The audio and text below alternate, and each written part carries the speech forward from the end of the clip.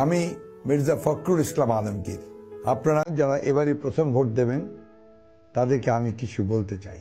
আমার বয়স যখন আপনাদের মতো, তখন আমরা একটা যুদ্ধে গিয়েছিলাম দেশটাকে মুক্ত করব বলে।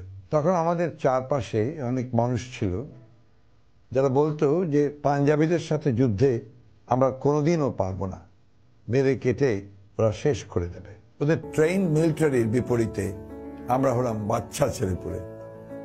তারা আসলে ভয় পেত, যুদ্ধে পার্টিসিপেট না করার অনুতাপে কাতর ছিল তারা। আমরা সেদিন তাদের কথা শুনিনি, বড় বড় পাকা পাকা বিশ্লেষণে কান দেইনি। আমরা শুধু আমাদের মনের কথাটা শুনেছিলাম, শুধু একটা স্বপ্নকে তাড়া করেছিলাম, দেশটা মুক্ত হবে, একটা গণতান্ত্রিক রাষ্ট্র হবে বাংলাদেশ। আমার বয়স এখন 70। আমি এই বয়সেও সেই একই স্বপ্ন তাড়া করছি। আমি তো আশায় ভরপুর।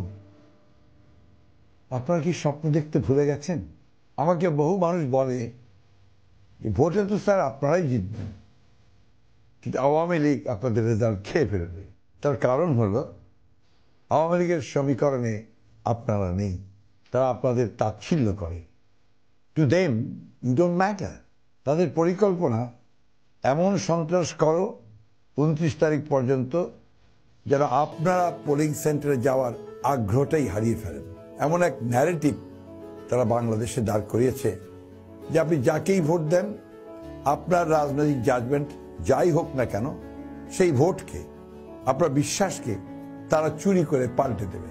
আমি বলি কি, আপনারা ওদের দেখিয়ে দিন যে আপনারাই বাংলাদেশ, দেখিয়ে দিন যে ইউ ম্যাটার, আপনারা এই দেশের মালিক এবং আপনার ভোটেই ঠিক হবে এদেশের ভবিষ্যৎ।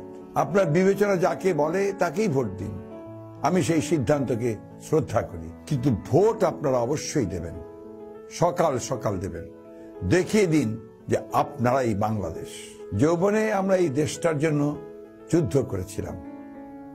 বার্ধক্যে এসে আপনাদের কাছে আমি শুধু একটা দিন চাইছি, 30শে ডিসেম্বর, শুধু একটা দিন বাংলাদেশের জন্য। 30শে ডিসেম্বর সকাল সকাল ভোট দিন, দেখিয়ে দিন যে আপনারা শুধু ভোট দিতেও জানেন না, ভোট ডাকাতিও আটকাতে পারেন। গণতন্ত্রটা বাঁচাতে হবে।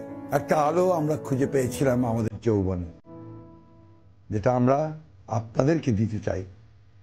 এই আলোটা আপনারা শুধু আপনাদের সন্তানদের কাছে পৌঁছে দেবেন, তাহলেই হবে। আলোটাকে নিভতে দেবেন না।